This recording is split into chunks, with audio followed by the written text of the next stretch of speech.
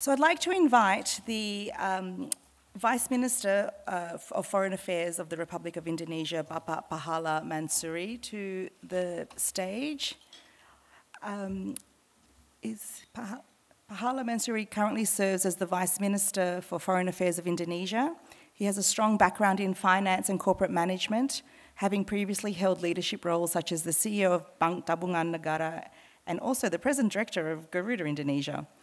His expertise in strategic management and corporate restructuring has been instrumental in his public service role, where he supports Indonesia's foreign affairs initiatives, focusing on economic diplomacy and international relations. Welcome to the stage, Minister Mansury.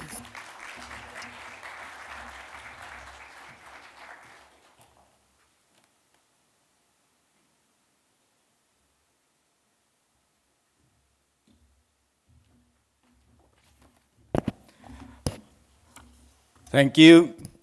A very good morning to all of you. His Excellency Pak Dubes Siswo Pramono, Pak Konjen Fedi Kurnia Buana, Pak Silmi, Pak Roy Ketumilar, Pak Port Bartlett, Director of IA SEPA Catalyst, all distinguished speakers, ladies and gentlemen. I'm very delighted to actually be able to speak in front of you and to be able to actually be at present here in Sydney to address this business forum titled Indonesia Updates, Bridging the Horizon, Strengthening Indonesia and Australia Business Synergies. This forum is held as we celebrate an important milestone of the 75 years of diplomatic relations between Indonesia and Australia. And I think it was already mentioned just now that Indonesia and Australia has a very historic relations, even during the independence of Indonesia, as Australia is one of the first few countries that recognized Indonesia's independence. As a matter of fact, at that time, one of the officials from Australia was actually elected as one of the key people to be able to help Indonesia in gaining independence and negotiating between Indonesia and the Netherlands. I hope that through this forum, we can continue to explore and foster a much closer collaboration between the Indonesia and Australia economic relationship that will be mutually beneficial for both countries. The economic relations between both countries has actually been quite robust, as it is actually one of the main pillars of our comprehensive strategic partnerships.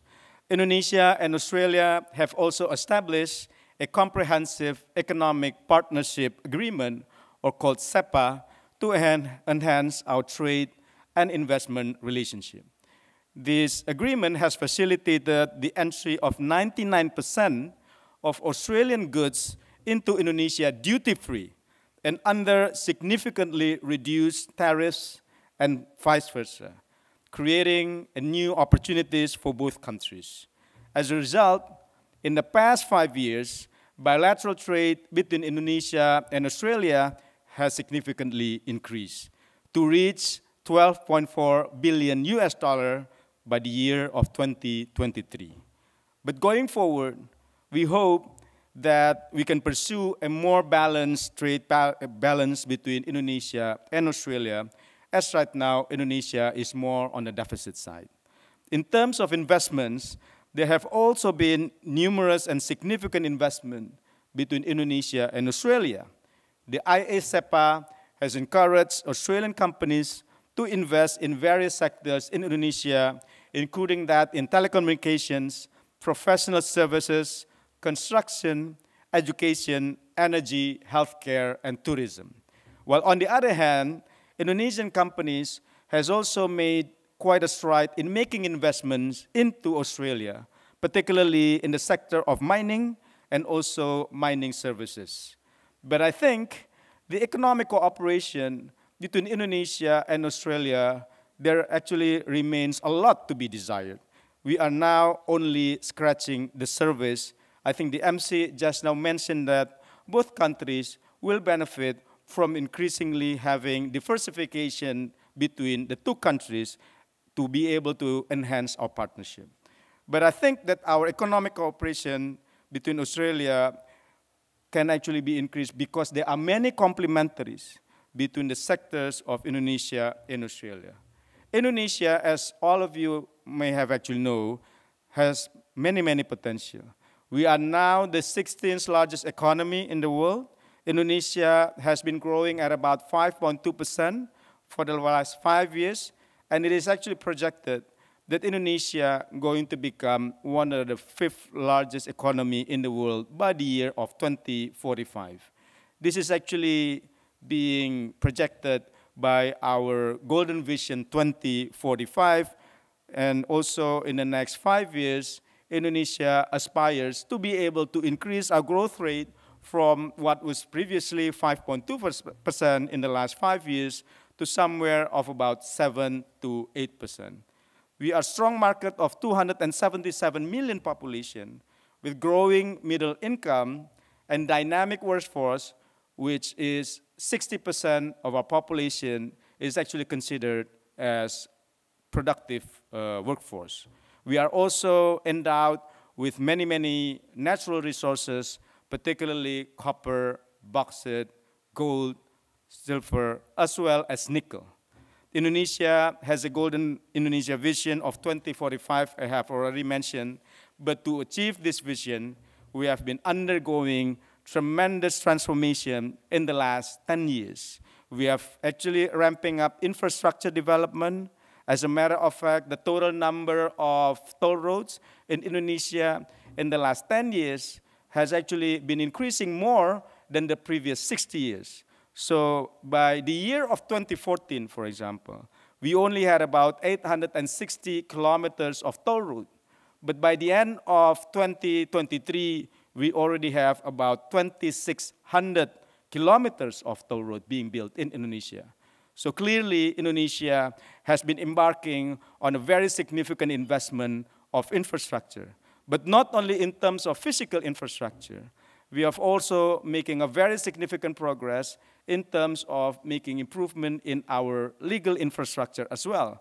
As you know, we have actually made a significant revision, what we call omnibus law, to allow better labor flexibility, as well as to be able to allow more sectors to open for investment coming from outside of Indonesia. All of this, we hope that we can actually enhance our export value as well as continuing our effort to transform our economy. Indonesia also wants to be part of being a solution to the global effort to allow the world to become, to address the issue about the climate challenges that we have. Indonesia is committed to be able to reduce the total amount of emission by about 32% by the year of 2030, and also by 43% with international support by the year of 2030, and to be able to achieve our net zero by 2060. But we are also looking at the climate challenge and the initiative to try to reduce emission of the world as an opportunity for us to grow in the area of green economy sectors.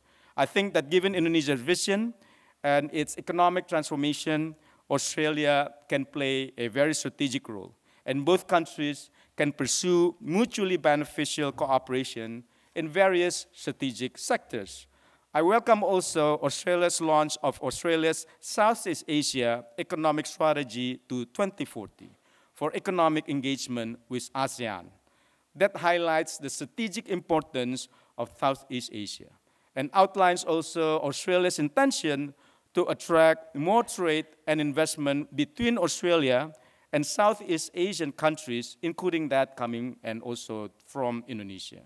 We are ready to be the hub of Australia's economic engagement in Southeast Asia. The strategy identified 10 priority sectors that I think are much aligned with Indonesia's priority, including agriculture and food, energy transition, infrastructure, digital economy, creative industry, health, and education and skills. Going forward, I feel that there are some priority sectors to be pursued by Indonesia and Australia. And I encourage Indonesian and Australian business sectors to explore cooperation on this. First, on energy transition. As I have already mentioned, Indonesia is pursuing energy transition through the development and deployment of renewable energy sources, and also by our vision to be able to develop the EV mobility ecosystem. I am actually pleased that Indonesia and Australia have existing partnership, including development of micro hydro power plant. Under the JETP, Indonesia developed a comprehensive investment and policy plan focusing on retirement of CFPP, acceleration of dispatchable and variable renewable energy development of transmission and distribution, and also developing supply chain that is related with the renewable sector. Indonesia, as I have already mentioned, is also endowed with mineral critical for energy transition, such as nickel. We are aspiring to be an important part of the global EV production supply chain. And I think there are opportunities that Indonesia and Australia can work together to realize this. I understand that right now there are complexities of the relationship between Indonesia and Australia, particularly on nickel production and processing. There were perceptions that the influx of nickel production from Indonesia has caused price to decline and hurt the Australian industry. But I hope we all can see this issue from a very different perspective and instead explore potential collaboration between Indonesia and Australia to develop a much stronger global supply chain in the area of battery material production and critical mineral processing. Australia is very rich also in other minerals necessary for EV battery production, and Indonesia lacking on these critical minerals other than nickel and also copper that will be required to produce battery materials. So therefore, we need to think how we can potentially establishing a stronger supply chain in EV battery production supply chain. Second, on food security. Currently, Indonesia imports a significant amount of agriculture products from Australia, including beef, cattle, fruits and vegetables, as well as dairy products. With the growing population, our demand for food products will continue to increase in the future. I think that Indonesia and Australia can pursue cooperation, not only in the trade of the food and agricultural products, but also in terms of knowledge sharing, as well as investment in agriculture and cattle industry in Indonesia. And I think there are already many initiatives to start to actually discuss about this, but I think we need to think about how are we going to be able to materialize the potential Indonesia and Australia to develop a much stronger food supply chain between the two countries, as well as developing a much more resilient supply chain for food for the world. Third, development and exchanges of skilled workers and professionals. As economic cooperation deepens between Indonesia and Australia, the movement of skilled workers and professionals between the two countries is expected to intensify. I hope that we can continue to facilitate this, that would greatly impact the skill development, the transfer of technology, the transfer of expertise and knowledge between the two countries as well. It is actually going to be beneficial for both countries if we are actually going to be able to deepen the cooperation between Indonesia and Australia. I note that now several universities are already opening in Indonesia and that we are already signing a mutual recognition agreement for engineers. I hope that we can continue supporting each other in the development of human resources and also exchanges of the professionals. And I look forward for the establishment of MRA on accounting and architecture, which will enable Indonesian professionals to gain access to Australia's services sector.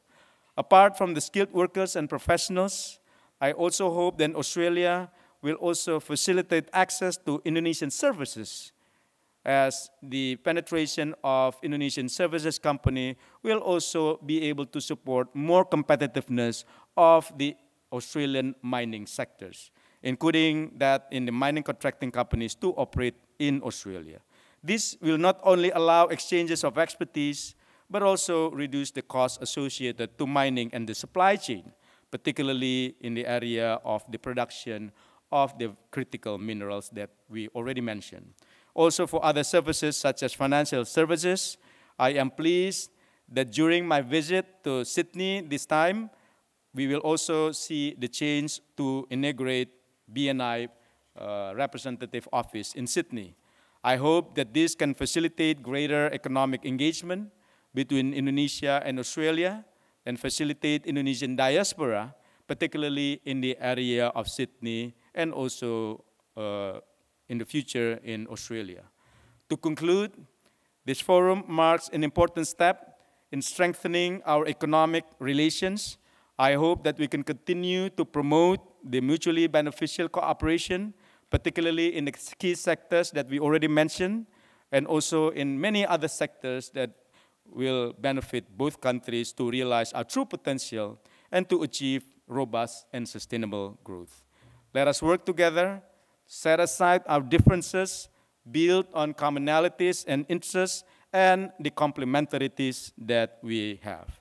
To expand our cooperation, we actually have the similar aspiration for our region to be the epicenter of growth and to become the global solution for sustainable development. And I can see that Indonesia and Australia can work hand in hand to realize this vision. Thank you very much. Have a good and productive forum.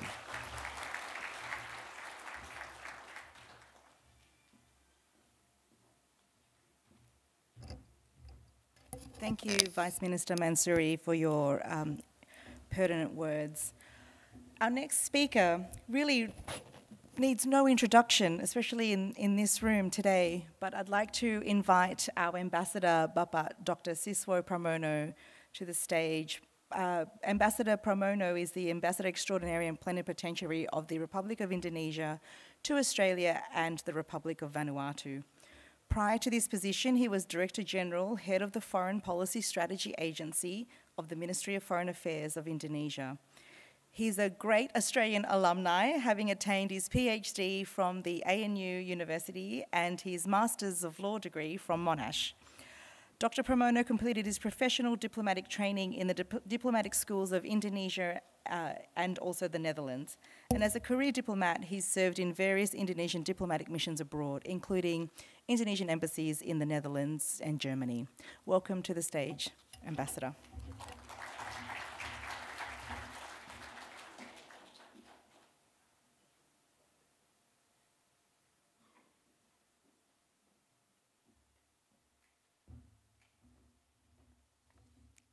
Thank you very much. Before I begin, I just would like to recognize the custodian of the land when we gather today and pay respect to the elders, past, present, and emerging. Yang kami hormati Pak Pahala, yang kami hormati Pak Royke, Mas Silmi, Mas Paul, hi Paul, also Pak Purwa, yeah, all the friends here, and my best friend, Pak Fedi. Good morning. Thank you very much. Assalamualaikum warahmatullahi wabarakatuh.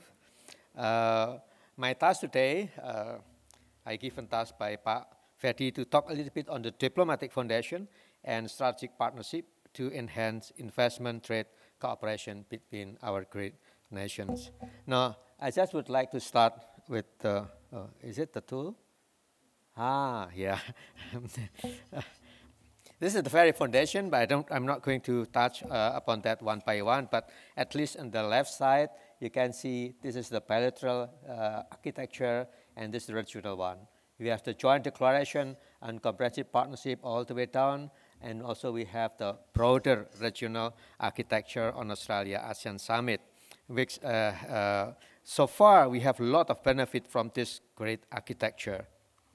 Next one, if we combine all the mission from KJRI in Perth, in Sydney, Melbourne, Perth, and the embassy in Canberra and our consul in Darwin, so we have more or less about 400 and 500 activities in the year, and this will be the mapping of our activities. So the large part and the green part is on trade and investment. So we are really dealing here with a very tough and very massive economic diplomacy, like what we are witnessing today. So the next one, and the blue is the second priority, is climate and clean energy transition. This is our focus. And investment, mostly for people and people, education and people to people. Pak Pahala already mentioned on the Australian investment in Indonesia and universities, training and so on. And we also have focus on the red one, mobility cooperation. This will include skill mobility, mutual recognition agreement, and so on engineer. So this is the mapping of the whole system of our diplomatic representation in Australia. Now, this will be the modality because we are going to have the new government soon. I met with Pak Jokowi several times, 2 times at least. Last year we have in Sydney annual leaders meeting, and then early this year in Melbourne for the ASEAN-Australian Summit, and Pak Prabowo also came to Canberra just 2 weeks ago. So we can see this is the history of our economic diplomacy in Indonesia. So if you look at the, so what was, sorry. So when Pak Suharto stepped down, our GDP purchasing power, GDP in terms of PPP, purchasing power parity, is 900 at the time, 900 billion. You can see that Australia is already 1.2 GDP PPP at the times, yeah. And then we have a short period of 4 years in which we have economic reform, political reform, military reform, and some amendments in our constitution. At that period, we have 3 presidents at once, Bapak Habibie, and then Abdurrahman Wahid, and Megawati. But the 3 presidents is very central in the role of reforming Indonesia at the times. And after that, by the end, Pak Gus Dur, we have 1.3 trillion already GDP purchasing power parity, and then we have 2 periods of very stable government, 2 times of Bapak Yudhoyono, Bapak SBY, and 2 terms of Bapak Jokowi. And you can see the jump at the end of the term Bapak SBY, we already reached 2.61 trillion US dollar, and then now, at the end of Bapak Jokowi, we reach into almost 4 trillion US dollar purchasing power parity. The challenge is a lot, yeah.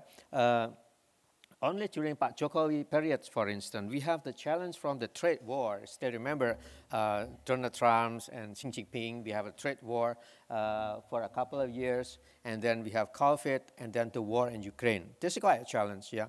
But we managed to have the growing of our GDP purchasing power, GDP in terms of purchasing power parity. Now, the task of the new government, Pak Prabowo already mentioned several times, is to avoid the middle income trap. And this will be a very big homework for 2024 to all the way to 2029. And there will be more and more economic diplomacy toward Australia and toward the rest of the world as well, because this is the only recipe for us to escape the global, the middle income trap. Yeah. And this is so far that we learn what will be, what the new government will be doing in the next 5 years. It's not something that really new, but actually it's the continuation of the foundation of the 2 previous governments of SBY and Joko Widodo administration. Number 1 is to increase bilateral trade. I still remember when we get together with Pak Jokowi in Istana Negara in the State Palace, and he mentioned that your job is only 2. First, number 1 is to increase export. This is very difficult. It's not easy. And at the end of the aim is to actually to maintain the surplus, our trade surplus with the world. Yeah. And number 2 is to invest. Yeah, to get more investment. FDI from abroad, but at the same time we start also investing abroad as well. Yeah, so this is the 2 things that we got to do. Pak Jokowi is going to all of the diplomat. Yeah. Now, to increase bilateral trade, for us, that's mean two. Number one is on the side of strategic import. Import is still very important to us. Yeah, competitive access toward raw materials. Yeah. And this is the story of why the iron ore from Australia is very important to us. Yeah. Last year, we imported from Australia 0.6 billion iron ore. Yeah. And Australia supply Indonesia almost 55 to 60% of all iron ore we need. Yeah. And that's why the business with Western Australia is very important, because if you make a stainless steel, you need 85% iron ore and 15% laterite, the nickels. Yeah. So the two go together. Yeah. That's why we depend on the importation of iron ore from Australia, about 55 to 60%. But of course, we also imported iron ore for the rest of the world, because we are among the main producer of the stainless steel. All goes to the north, to the west, to America, to the Europe, and so on. And this is the backbone of our surplus. And number two for Australia is also our strategic import is wheat. Yeah. We have Pak Atase Perdagangan here. Normally, we take the wheat from Ukraine. The price of wheat in Ukraine is $199 per ton. Yeah, it's easy. Yeah, cheaper. But to Ukraine at war, we cannot get wheat from Ukraine. We get it from Australia. Now we spend 1.3 billion in Australia for the wheat. It's good for you. It's good for us too. But your wheat is too expensive. It's almost $200, yeah, per ton. That's crazy. It's premium. But our super meat will be not expensive, but nicer as well. Yeah. But the point is that every morning we have in our dining table is with beef noodle. Yeah.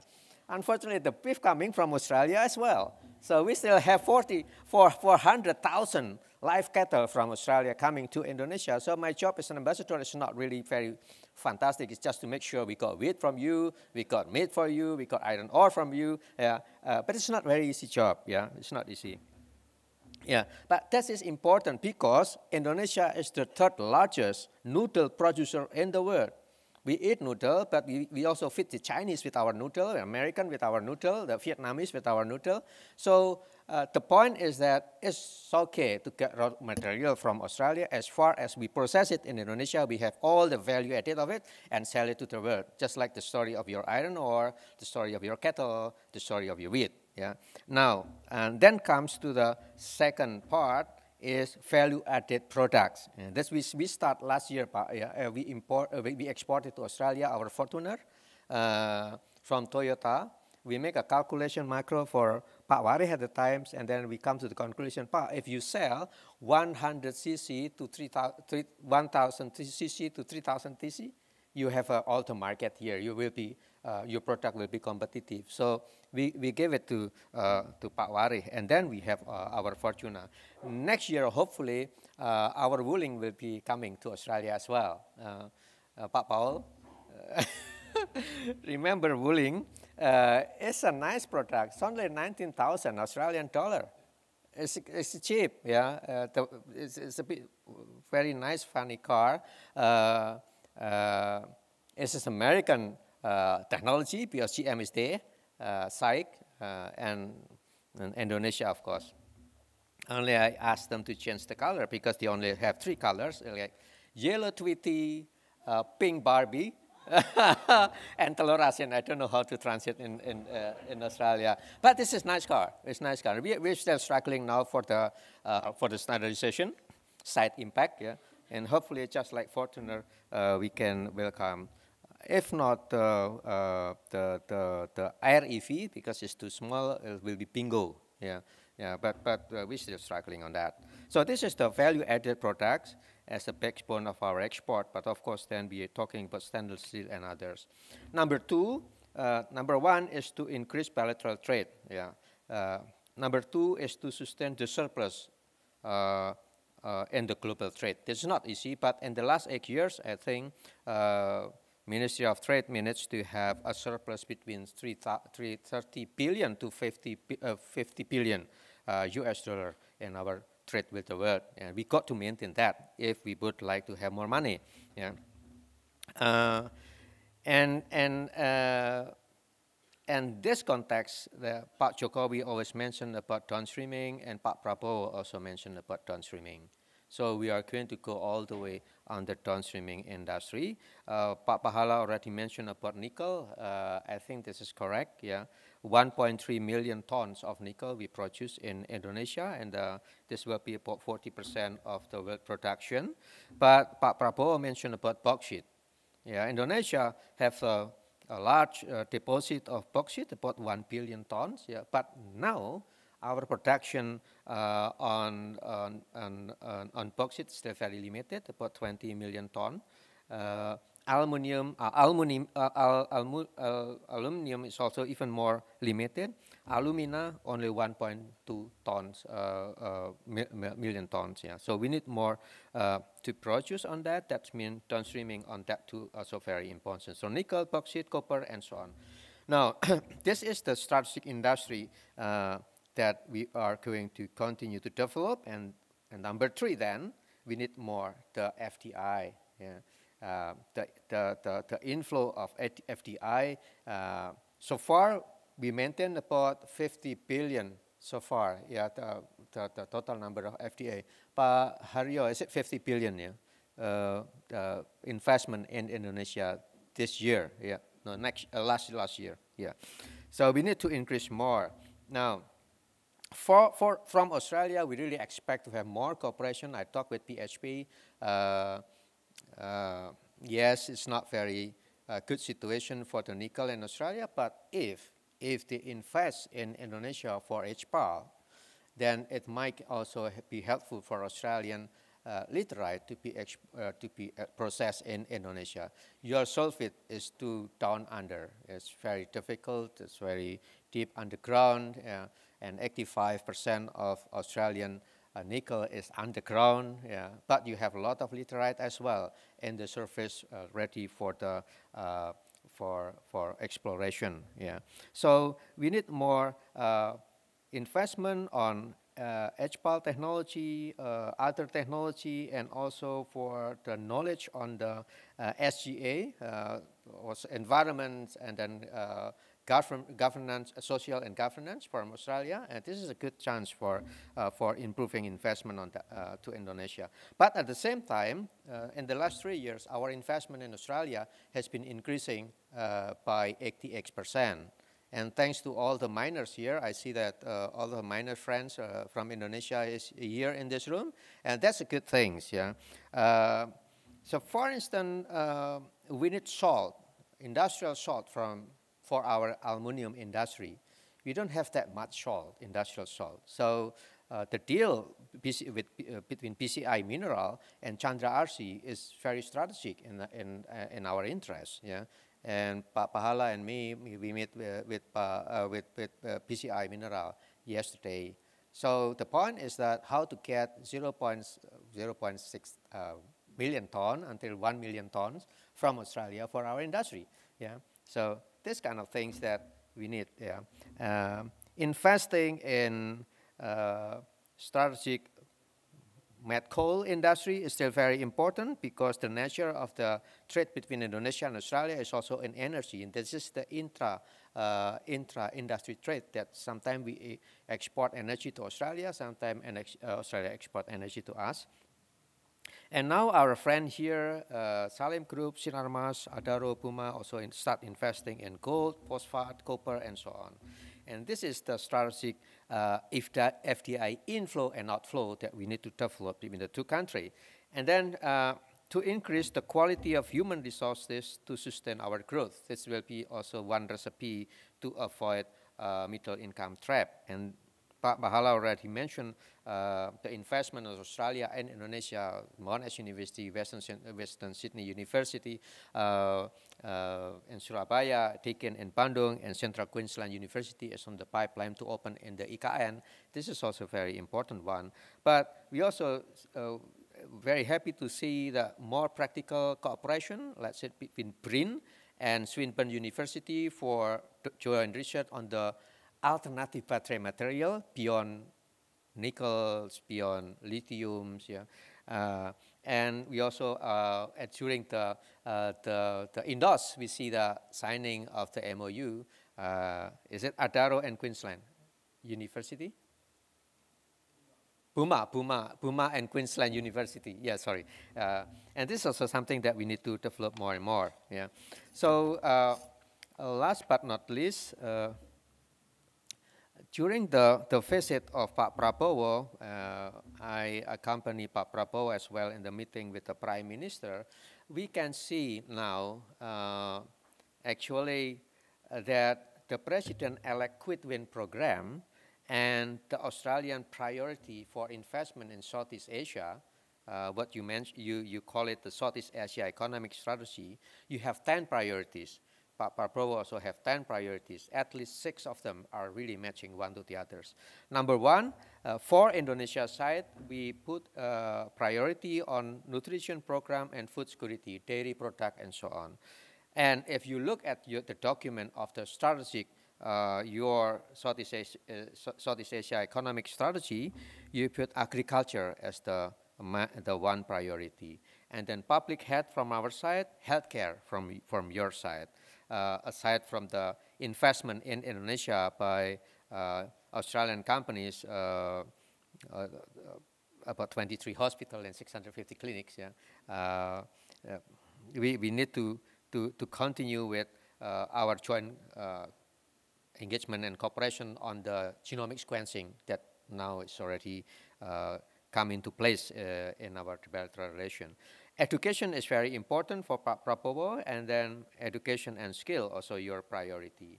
Downstreaming industry, I mentioned, is very important for Pak Jokowi and Pak Prabowo as well. Energy transition, and at the same time, Australia also put the same priority on resources, green energy transition, and so on.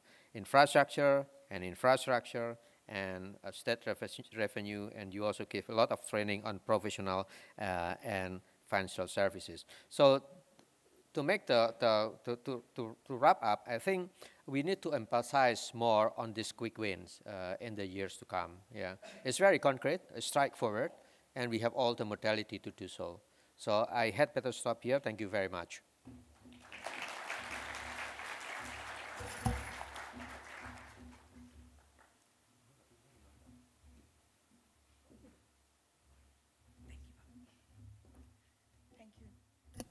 Thank you, Ambassador Siswo. Maybe when you come to our conference in November, we can negotiate those wheat prices. I'd like to invite, next to the podium, the Director General for Immigration to give his remarks for the Golden Visa Policy, Bapak Silmi Karim. Bapak Karim is the Director General for Immigration in Indonesia. He has a strong background in leadership and public administration, having held various key positions in both public and private sectors.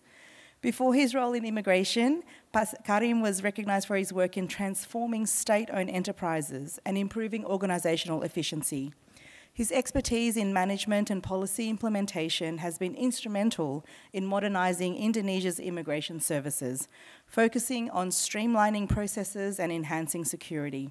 His leadership aims to improve the country's immigration infrastructure to support economic growth and international cooperation. Welcome, Pat.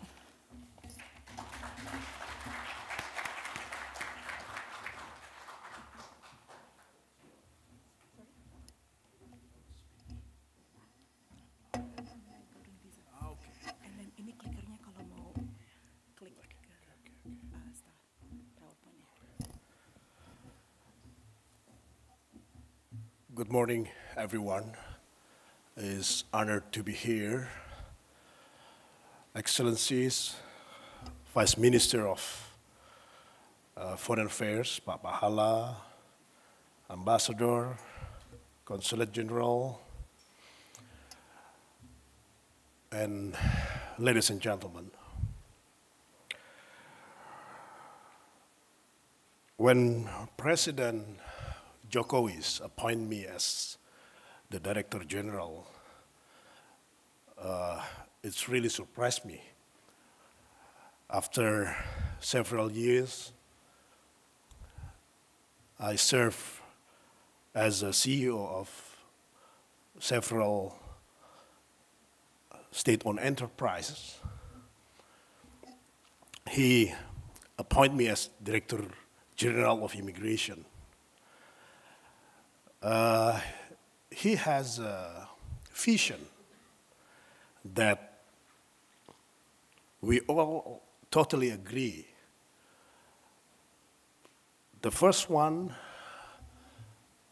he would like immigration has fast and clean service.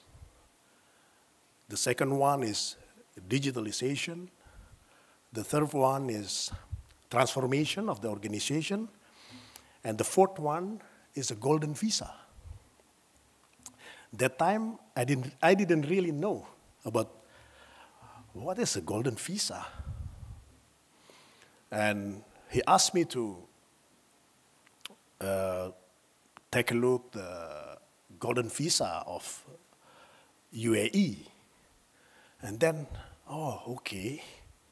It's very, very interesting service because it's attract investment that I really like, because I was also served Ministry of Investment 2009 to 2011 as a special advisor.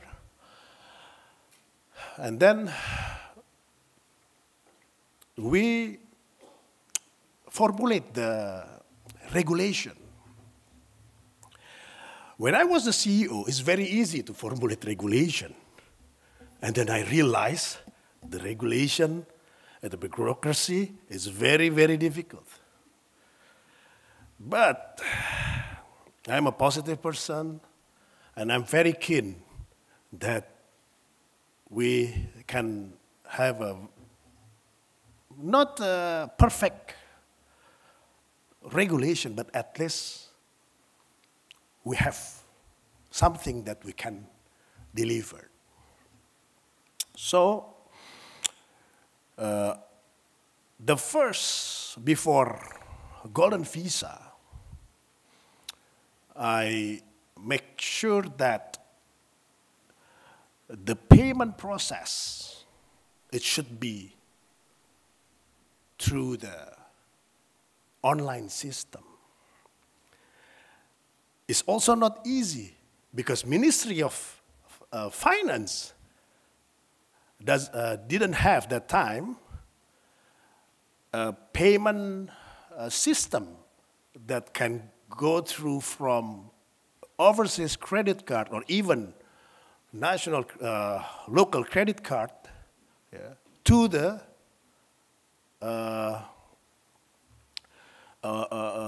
government payment system. Yeah. But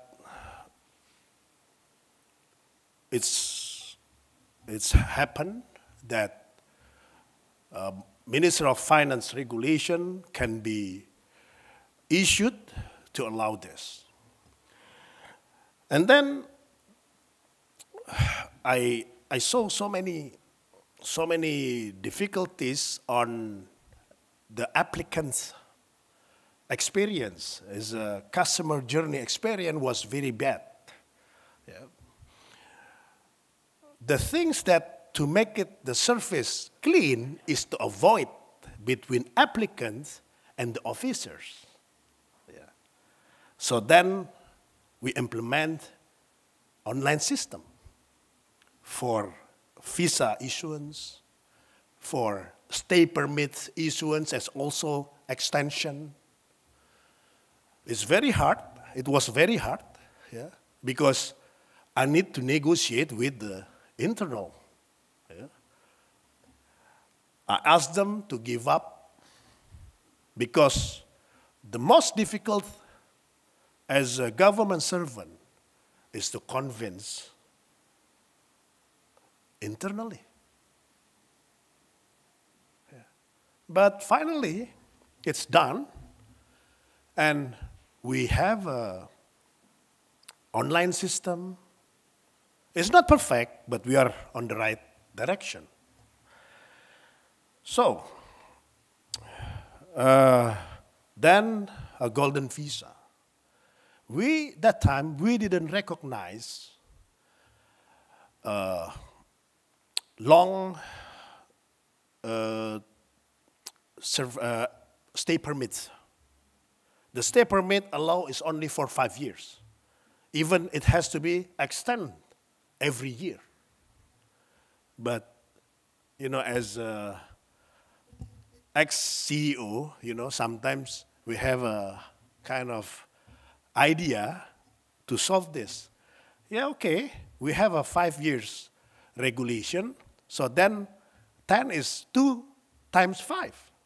Yeah, so the regulation can be also use this mathematic things that can be also implemented as the regulation. And then finally, it's done also. Yeah? So golden visa is a visa offers to foreigners that can get to Indonesia anytime, can also work, yeah, and with a long stay permit for 5 to 10 years.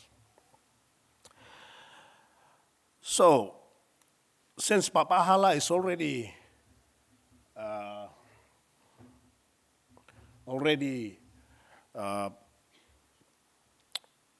present about the Indonesia macroeconomic situation, yeah, we have 16 largest, and then we have a goal to be number 5th in terms of economic size in 2045.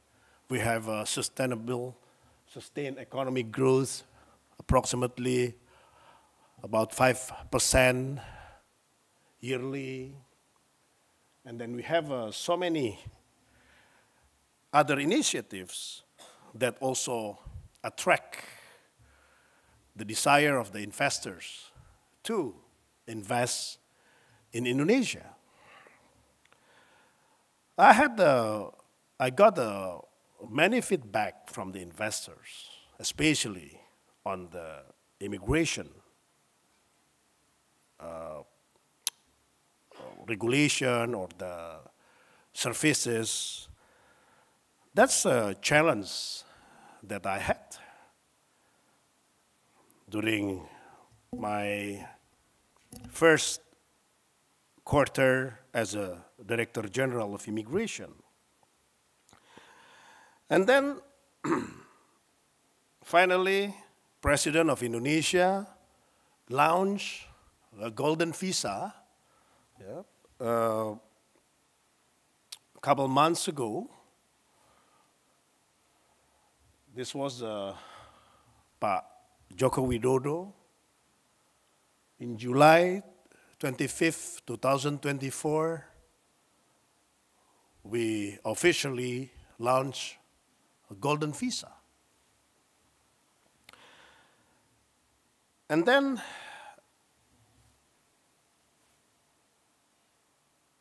okay, I think I should skip this. The GDP, the financial indicators, and then the 6 mega trends. I will focus on the golden visa itself. So there is 9th type of golden visa. For the first one is the individual investment by setting up a company. And then the second one is individual investment that just put money into the bank in Indonesia. Yeah. They can keep as a saving or buy stock through the stock market that provide by the banks, or invest to bonds, as government bonds that can have returns, and in US dollar can also possible, because government of Indonesia has also Indonesian bonds in US dollars. The third one that might be very interesting is a company as an investors. How a company doesn't need a visa, yes, but the board of directors, board of commissioners, and also representative of the headquarter or the mother company can also get the golden visa. And then how much money that the company should invest? For the 5 years golden visa, it's 25 million US dollars, and for 10 years is a 50 million US dollar. So many multinational companies invest more than this amount. And then this year, I also accept the existing investment that already invest in Indonesia can also apply. It's not only for the future, but also the investment that has been made in the past, for the next 1 year after the launch of golden visa by the president. So until now, it's around 400 already got the golden visa. And then I would like to continue with the company investors in Nusantara capital. Why is it important? Because we are lowering the investment, especially for the Nusantara. And then we have also second home visa, but this category cannot work, the holder cannot work as a second home for, maybe vacation or just live in Indonesia. And then a global talent. Global talent doesn't need an investment. Any ministry can propose the candidate for the golden visa. And then the personage is also by the government, as a recognition or any reason that the government would like to give to someone. And then the silver hair, the people that over 50, if I'm not mistaken, 50 or 55. And then this is the requirements. Of course, passport is mandatory, and then the proof of share ownership is only audited annual report, by the 10 biggest companies, auditors, like PwC or KPMG. We have the list. And then, of course, financial audit report. And then the company establishment means the legals that can be shown to the officers. It can be also applied through online. Yeah. I will show you the slide about how to apply. It's very easy. And then the other requirement is just follow the category.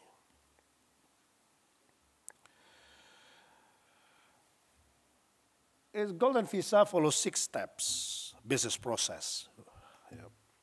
Fully digital, and then the visa will be sent to anyone emails, the applicant.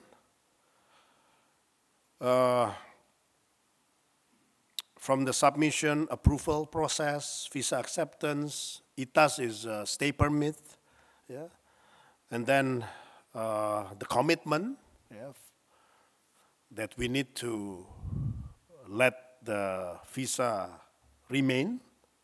Yeah. And then this is the screen. Yeah. I believe is user-friendly process, yeah, with the choices, and you can pay the visas by your credit card, and in the future with other payment tools like WeChat or not WeChat. I forgot the Alibaba, Alipay, and yeah, WeChat Pay, or yeah, from China. And then this is those who hold already golden visa. Sin Taeyong is Indonesian national football team head coach. Yeah, why? Because we consider him as, yeah, you know, heroes to Indonesian national soccer national team. And then Sam Altman, he was CEO of OpenAI, the founder of ChatGPT. Actually, he is the first golden visa that issued for him. And then Adam Schwartz and Sir Gordon Duff William, and also the Boeing, the CEO of, or country manager, managing director of Boeing Indonesia, is already got the golden visa. And then we have also diaspora visa. Diaspora is actually the idea been made 10 years ago. That time during SBY as the president with the Vice Minister Dino Jalal, Vice Minister of Foreign Affairs, who actually announced the terms or the idea of diaspora.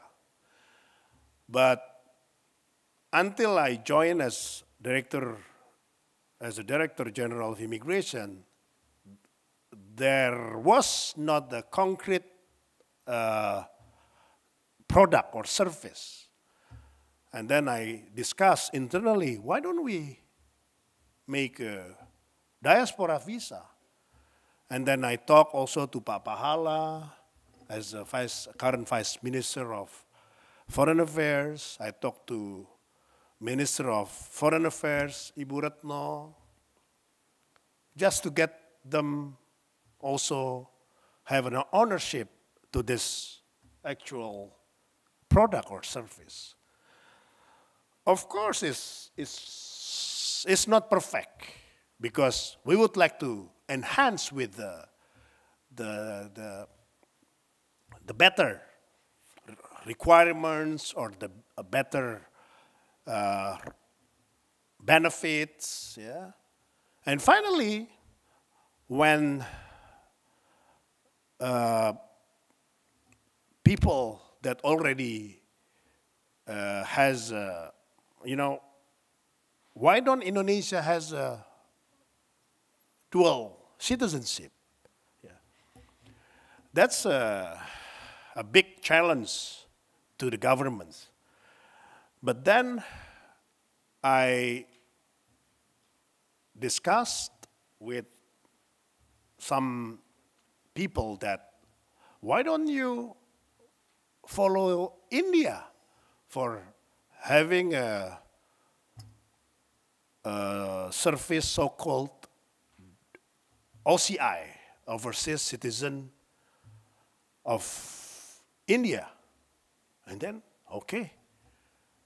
And I learned it's very interesting to solve, at least not full, what dual citizenship can have, but it's a bridge, it's a solution.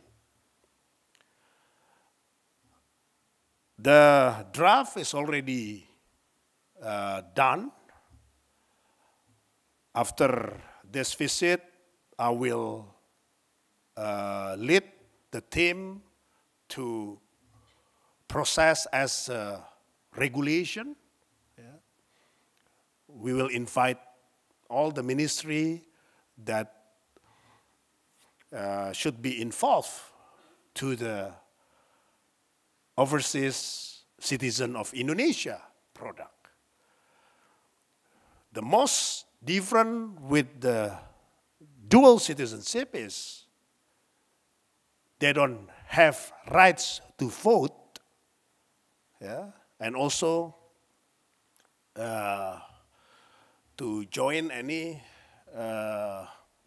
election as a governor's candidate or the parliamentary candidate or president candidate.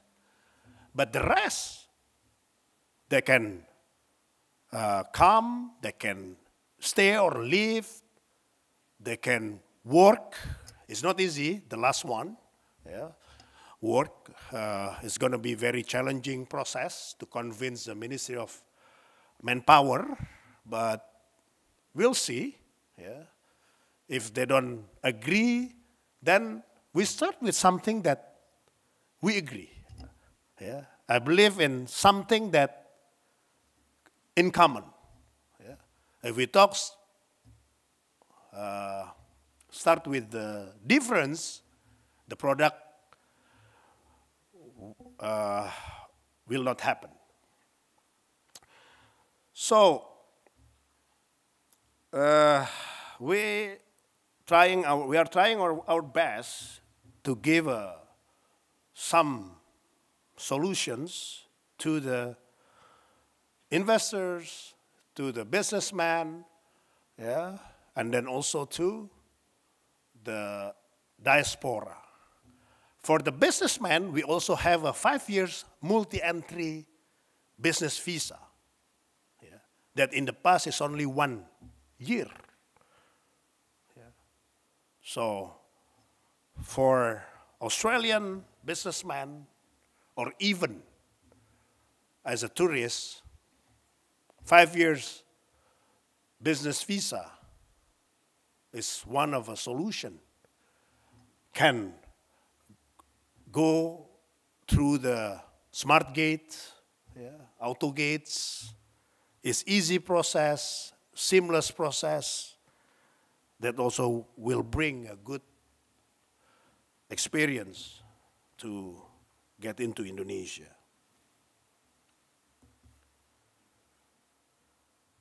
This is the requirements, and then it's also related to diaspora. And that's all, my presentation. I hope this will bring good things for investors, businessmen, or any Australian citizen. Thank you.